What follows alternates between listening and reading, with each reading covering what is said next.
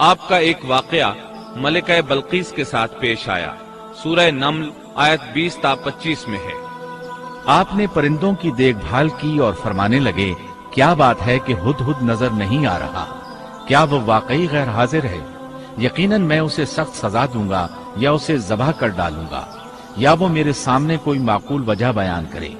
کچھ زیادہ دیر نہ گزری تھی کہ اس نے آ کر کہا، میں ایک ایسی خبر لایا ہوں کہ آپ کو اس کی خبر ہی نہیں، اور میں سبا کی ایک سچی خبر آپ کے پاس لایا ہوں۔ میں نے دیکھا ہے کہ ان کی بادشاہ ایک عورت ہے جسے ہر قسم کی چیز سے کچھ نہ کچھ دیا گیا ہے، اور اس کا تخت بھی بڑا عظیم ہے۔ میں نے اسے اور اس کی قوم کو اللہ تعالیٰ کو چھوڑ کر سورج کو سجدہ کرتے ہوئے پایا ہے۔ شیطان نے ان کے کام مزین کر کے انہیں دکھلا کر سیدھے راستے سے ہٹا دیا ہے، پس وہ ہدایت پر نہیں آتے کہ اسی اللہ کو سجدہ کریں جو آسمانوں اور زمینوں کی پوشیدہ چیزوں کو باہر نکالتا ہے، اور جو کچھ تم چھپاتے اور ظاہر کرتے ہو وہ سب کچھ جانتا ہے۔ ہدہد نے اللہ تعالیٰ کی یہ صفت اس لیے بیان کی کہ یہ اپنی حس کے ذریعے زمین میں پانی والے حصے کا پتہ چلا لیتا ہے۔ سلیمان علیہ السلام کو بھی یہی ہدہد بتایا کرتا تھا کہ پانی کہاں ہے، پھر آپ جنات کے ذریعے پانی نکلواتے تھے۔ یہ اطلاع سن کر سلیمان علیہ السلام حیران ہوئے۔ آپ نے ہدہد سے کہا، ہم ابھی تمہاری بات کی تصدیق کر لیتے ہیں۔ سورہ نمل آیت 27 اور 28 میں ہے۔ سلیمان نے کہا، اب ہم دیکھیں گے کہ تو نے سچ کہا ہے یا تو جھوٹا ہے۔ میرے اس خط کو لے جا کر انہیں دے دے، پھر ان کے پاس سے ہٹ آ اور دیکھ کہ وہ کیا جواب دیتے ہیں۔ آپ نے ایک خط لکھ کر اسے دیا۔ ہدہد وہ خط لے کر ملکہ بلقیس کے محل پہنچا۔ خط اس کے سامنے گرا کر خود دیوار پر جا بیٹھا۔ خط دیکھ کر ملکہ بلقیس نے کہا، وہ کہنے لگی، اے سردارو، میری طرف ایک باوقت خط ڈالا گیا ہے جو سلیمان کی طرف سے ہے، اور جو بخشش کرنے والے مہربان اللہ کے نام سے شروع ہے، یہ کہ تم میرے سامنے سرکشی نہ کرو اور مسلمان بن کر میرے پاس آ جاؤ۔ اس نے کہا، اے میرے سردارو، تم میرے اس معاملے میں مجھے مشورہ دو۔ میں کسی امر کا قطعی فیصلہ جب تک تمہاری موجودگی اور رائے نہ ہو نہیں کیا کرتی۔ ان سب نے جواب دیا کہ ہم طاقت اور قوت والے، سخت لڑنے بھیڑنے والے ہیں، آگے آپ کو اختیار ہے، آپ خود ہی سوچ لیجئے کہ ہمیں آپ کیا کچھ حکم فرماتی ہیں۔ اس نے کہا کہ بادشاہ جب کسی بستی میں گھستے ہیں تو اسے اجاڑ دیتے ہیں اور وہاں کے باعزت لوگوں کو ذلیل کر دیتے ہیں، اور یہ لوگ بھی ایسا ہی کریں گے۔ میں انہیں ایک ہدیہ بھیجنے والی ہوں، پھر دیکھ لوں گی کہ قاصد کیا جواب لے کر لوٹتے ہیں۔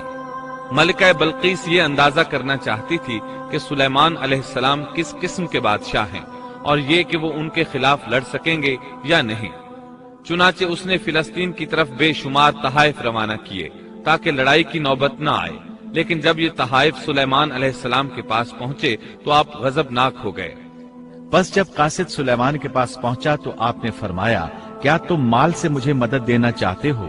مجھے تو میرے رب نے اس سے بہت بہتر دے رکھا ہے جو اس نے تمہیں دیا ہے، بس تم ہی اپنے تحفے سے خوش رہو۔ جا ان کی طرف واپس لوٹ جا، ہم ان کے مقابلے پر وہ لشکر لائیں گے جن کے سامنے پڑنے کی ان میں طاقت نہیں، اور ہم انہیں ذلیل و پست کر کے وہاں سے نکال باہر کریں گے۔ قاصد ان کا جواب سن کر اور یہ صورتحال دیکھ کر دہشت زدہ ہو گئے۔ انہوں نے بلقیس کے پاس جا کر ساری حقیقت بیان کر دی۔ ملکہ بلقیس نے انہیں پیغام بھجوایا کہ ہم اسلام قبول کرنے کے لیے تیار ہیں۔ سلیمان علیہ السلام تک اس کا پیغام پہنچا تو آپ اپنے درباریوں کی طرف متوجہ ہوئے۔ آپ نے فرمایا، اے سردارو، تم میں سے کوئی ہے جو ان کے مسلمان ہو کر پہنچنے سے پہلے ہی اس کا تخت مجھے لا دے؟ ایک قوی ہیکل جن کہنے لگا، آپ اپنی مجلس سے اٹھیں، اس سے پہلے میں اسے آپ کے پاس لا دیتا ہوں۔ یقین مانیے کہ میں اس پر قادر ہوں اور ہوں بھی امانت دار۔ جس کے پاس کتاب کا علم تھا وہ بول اٹھا کہ آپ پلک جھپکائیں، اس سے بھی پہلے میں اسے آپ کے پاس پہنچا سکتا ہوں۔ جب آپ نے اسے اپنے پاس موجود پایا تو فرمانے لگے، یہی میرے رب کا فضل ہے تاکہ وہ مجھے آزمائے کہ میں شکر گزاری کرتا ہوں یا ناشکری۔ شکر گزار اپنے ہی نفع کے لیے شکر گزاری کرتا ہے، اور جو ناشکری کرے تو میرا پروردگار بے پرواہ اور کرم کرنے والا ہے۔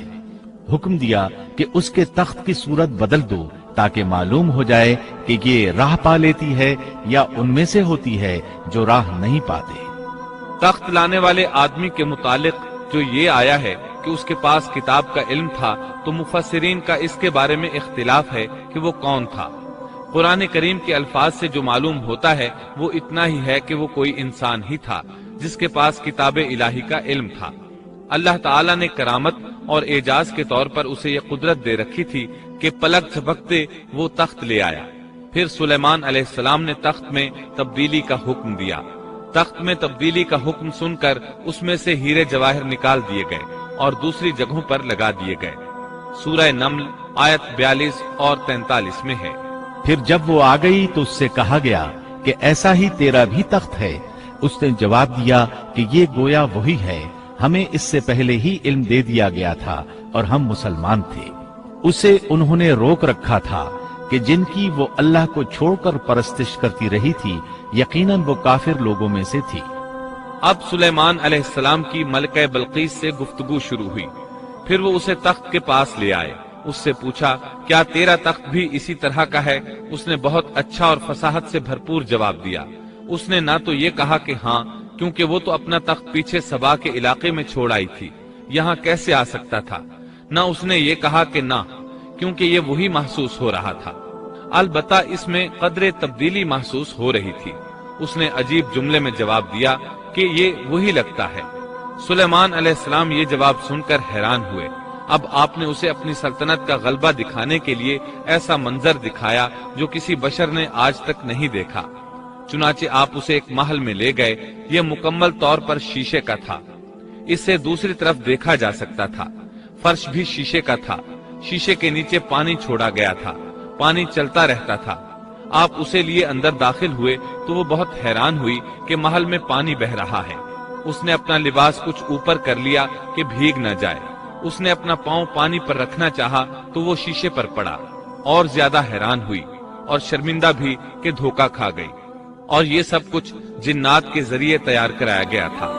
سورہ نمل آیت 44 میں اللہ تعالیٰ فرماتے ہیں، اس سے کہا گیا کہ محل میں چلی چلو، جسے دیکھ کر یہ سمجھ کر کہ یہ حوض ہے، اس نے اپنی پنڈلیاں کھول دی۔